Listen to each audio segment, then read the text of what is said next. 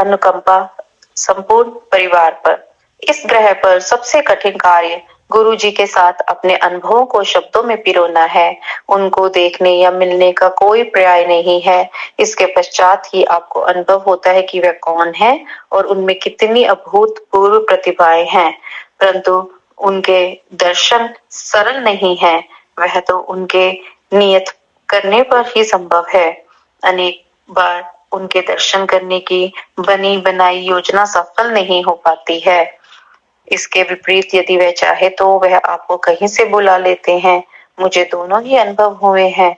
गुरु जी का भक्त बनने के कुछ दिन उपरांत ही मैंने अपनी अनुभूतियों का अपने उन मित्रों से उल्लेख किया जिनके साथ मैं प्रतिदिन 18 से 20 घंटे बिताया करता था।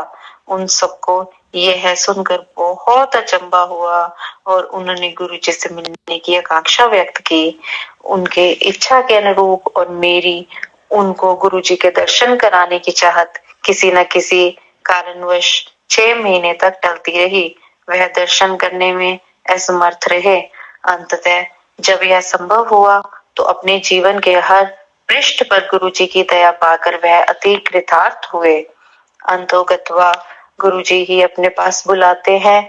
इसे एक दिन गुरु जी ने परोक्ष में कर दिखाया। मैं बाहर जहां पर वाहन खड़े किए जाते थे अपने एक मित्र की प्रतीक्षा कर रहा था। एक कार वहीं पर आकर धीमी हुई और यह सोचकर कि मेरा मित्र इस कार में है, मैंने उसे एक खाली स्थान का मार्ग दिखाया। जब मैंने देखा कि उसमें मेरा मित्र ना होकर एक नव दंपति यात्रा कर रहे थे, उन्होंने शालीनता से प्रश्न किया कि क्या यही नशा रेस्तरां के लिए कारें खड़ी करने का स्थान है। मैंने क्षमा याचना करते हुए उन्हें बताया कि यह स्थान तो इस मार्ग पर कुछ और दूरी पर है। यह स्थान संगत की कारें खड़ी करने के लिए है और मैं वास्तव में अपने एक मित्र की प्रतीक्षा कर रहा था। इस संवाद के पश्चात वह दोनों अपने मार्ग पर चले गए। थोड़ी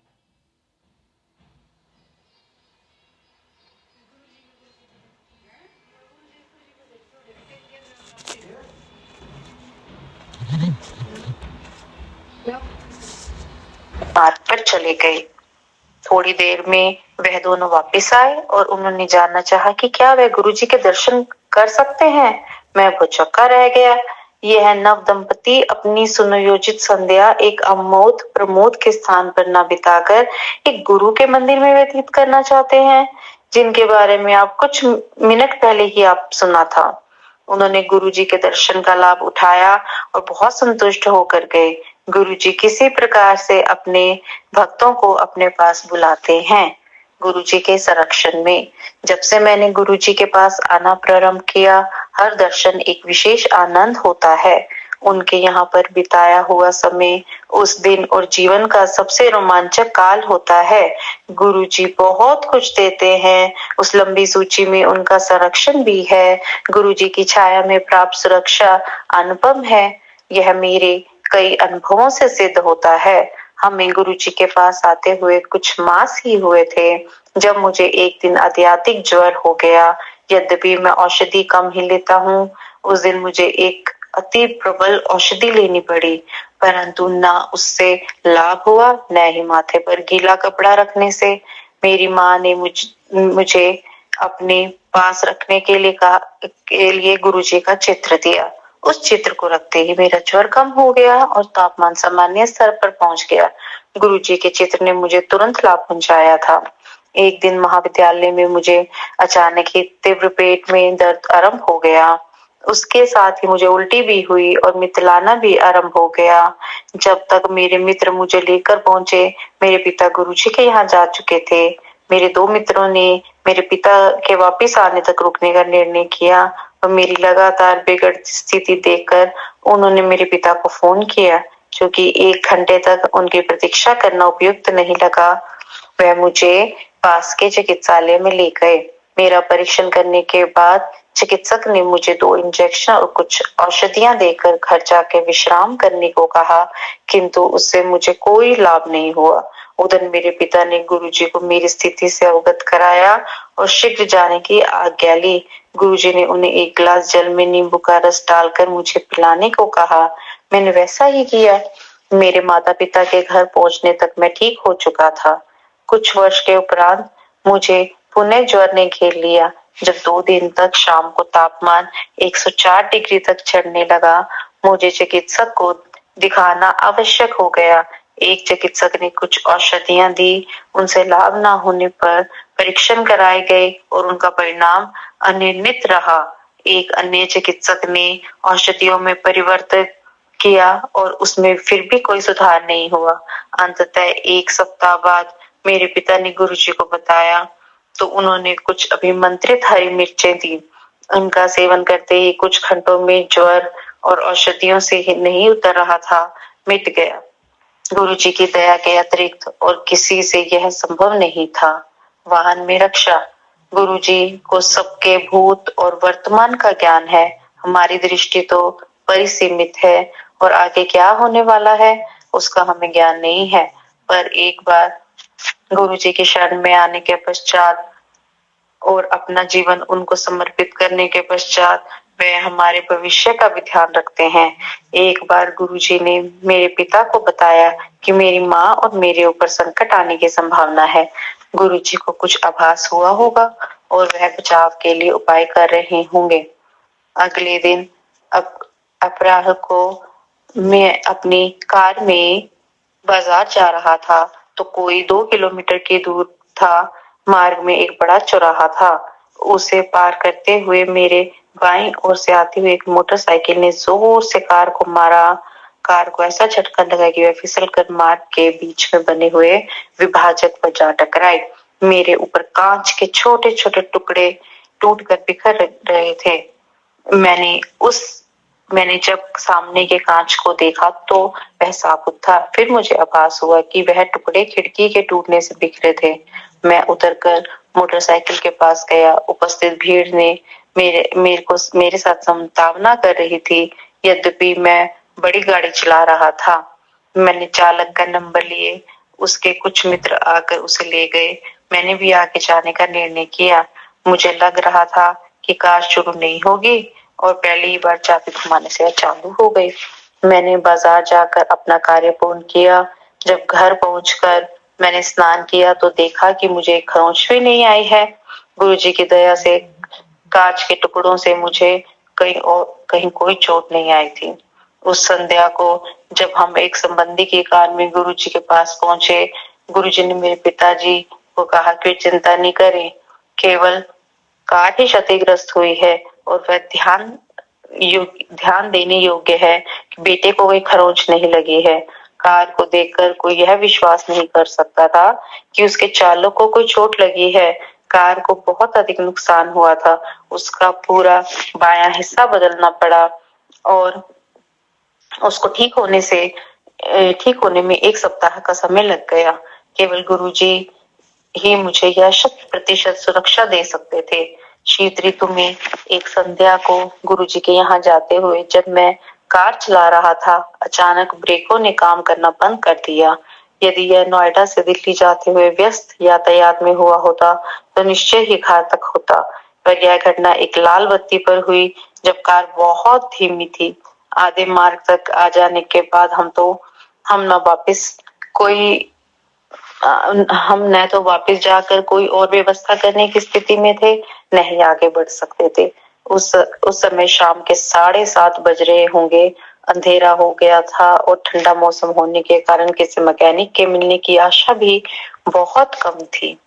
परंतु हमें एक मिस्त्री मिल गया जो घर जाने वाला था। उसने सहायता भी करी और कार की बैटरी से बत्ती लगाकर वह कोई आधे घंटे तक दोष ढूंढने का विफल प्रयास करता रहा। अंत में मेरी बहन आरती ने गुरुजी से विनती करी जिससे हमें उनके दर्शन में और देर ना हो। ठीक उसी समय कार के दोष का पता लग गया और शीघ्र ही कार ठीक हो गई और हम गुरुजी के दर्शन की राह पर चल पड़े। जब हमने गुरुजी के दर्शन के लिए चलना आरंभ किया तब मैं कार चलाना सीख रहा था, पर कभी भी नोएडा की सीमा को पार नहीं किया था। अतः मेरे पिता दोनों दिशाओं में कार चलाते थे। यह नोएडा और दिल्ली के यातायात में एक दिशा में 20 किलोमीटर से अधिक का मार्ग था।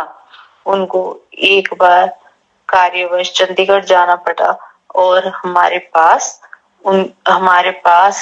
उनके वापस आने तक गुरुजी के पास जाने का कोई विकल्प नहीं था। मैं हिचक रहा था, पर माँ और बहन ने प्रोत्साहन देकर जब मेरे पिता से अगले दिन गुरुजी के पास कार में जाने की आज्ञा मांगी, तो उन्होंने तुरंत हामी भर दी। अगले दिन जब मैं माँ और बहन के साथ कार निकाल रहा था, तो बोले, जहाँ बहन बैठी हुई थी, अचानक गुरुजी की उपस्थिति का आभास हुआ। उसी दिन जब मैं कार चलाता रहा, गुरुजी की उपस्थिति बनी रही। लौटते हुए भी यही हुआ। जैसे ही कार को घर पर खड़ा किया, उनकी सुगंध लुप्त हो गई। गुरुजी अपने भक्तों का इतना ध्यान रखते हैं कि उनके पास जाने पर उनकी उपस्थिति न केवल उनकी दया और स्नेह के सूचक है, उन्होंने हमारी रक्षा भी करी और मेरा प्रोत्साहन भी और उत्साहवर्धन भी किया। घोषित कर दिया गया था। गुरुजी से मिलने के बाद मैंने नर्क से स्वर्ग तक की दिव्य यात्रा करी है। मेरी समस्याएं मेरे विवाह के तुरंत बाद ही प्रारंभ हो गई थी। मेरी पत्नी गीता को कष्टदायक अस्थमा रहता था। वह रात रात भर सो नहीं पाती थी और घबराई सी रहती थी, क्योंकि उनकी माँ भी अस्थमा से पीड़ित रहती थी। अतः उसे पता था कि इस रोग की पीड़ा कैसे रूप धारण कर सकती है। जैसे यह कम नहीं था, मेरी बेटी तानिया को भी दमा हो गया। पूरा परिवार परेशान रहता था। उनकी औषधियों के लिए मैं बाजार के चक्कर काटता रहता था। उनका आहार बहुत ही संतुलित रहता था। वह अतिशीन हो गए थे और उनका शरीर और मुख का रंग काला पड़ गया था। फिर इस दास को गुरुजी के दर्शन का सौभाग्य प्राप्त हुआ। केवल गुरुजी को ही हमारे नरकीय जीवन का ज्ञान था। वह असंभव को संभव कर सकते थे। इस प्रकार गुरुजी के मात्र कल्याण कर देता कहने से ही गीता और तानिया दोनों स्वस्थ हो गए।